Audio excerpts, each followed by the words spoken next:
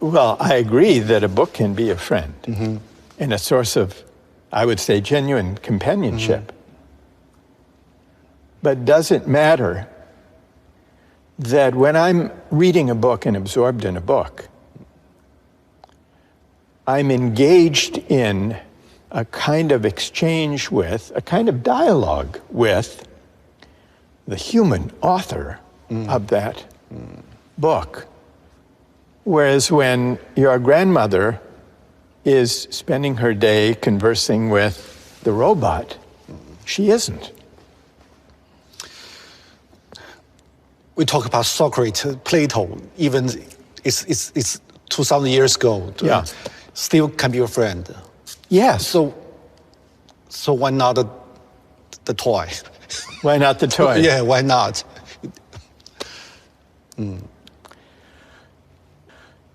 Because it's a machine.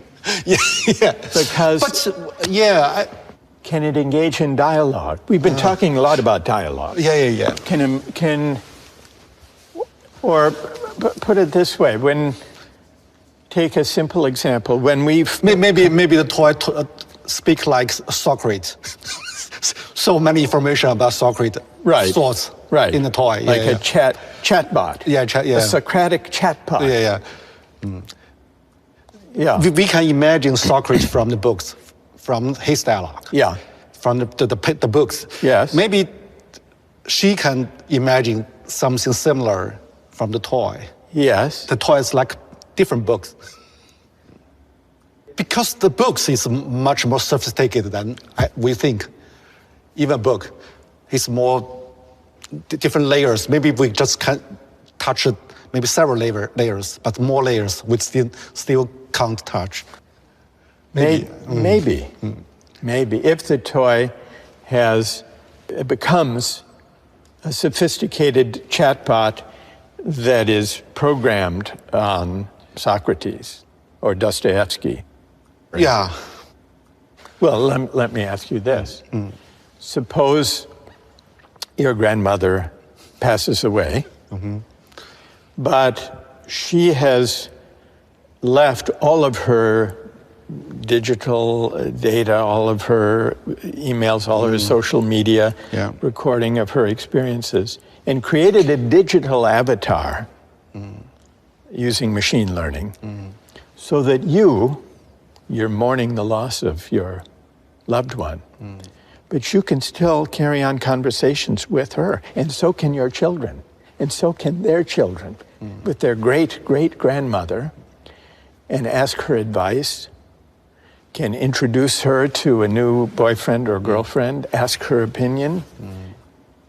Now, in principle, machine learning, AI-generated chatbots, as they become perfected, could provide a kind of virtual immortality, in which case the line that's being blurred is not only between the virtual and the actual, but between living and not living. What about that? Would you want to speak to the virtual digital avatar of your great-grandmother? Maybe I will, I guess. I would. Because because in those days we see picture of them. Yeah? Their letters. Photo. Read their letters and remember them. Yeah, it's still kind of dialogue with the photo, with the letters. Yes. It is a kind of dialogue. Yeah, it's become a new complicated and a more rich photo and letters. Yeah. So so virtual immortality, you would welcome virtual immortality? I don't know. Actually, I don't know. I think I will. It's like maybe about books, the bookshelf. Yeah. Around your room, you can see different names. Yeah. Maybe the AI, the robot, the virtual reality. Maybe it's kind of new thing of like books. It's grandma, grandparents, friends. But in that case, would we no longer grieve or feel sad when someone dies, a loved one dies? Sure, we have. But why? If we can continue to know them and speak to them and be with them, then why should we even grieve their passing? But I think we still can see the very thin line of the different part. That's still a line. The thin line. Yeah, I think. I don't know. I think. And if we no longer could even find the line, would that be better?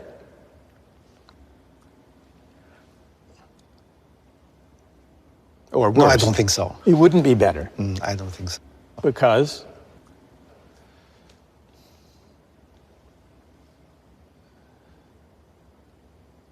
If we human being can't feel loss, maybe part of us will disappear.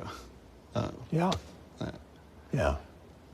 But some new part will emerge. Maybe. Yeah. But loss is an interesting aspect of humanity. Your intuition that loss is somehow essential to being human. You're defined by loss, yes, yeah. By loss, which is connected to memory.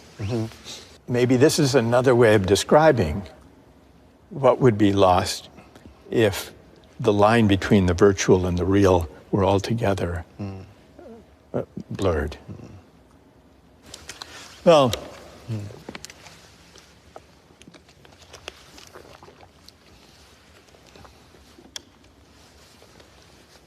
so what can we do? So what's your choice? The same question. What's your choice? I think there would be a loss. Will you accept it? I mean, but would I go to speak to the virtual avatar of my grandmother?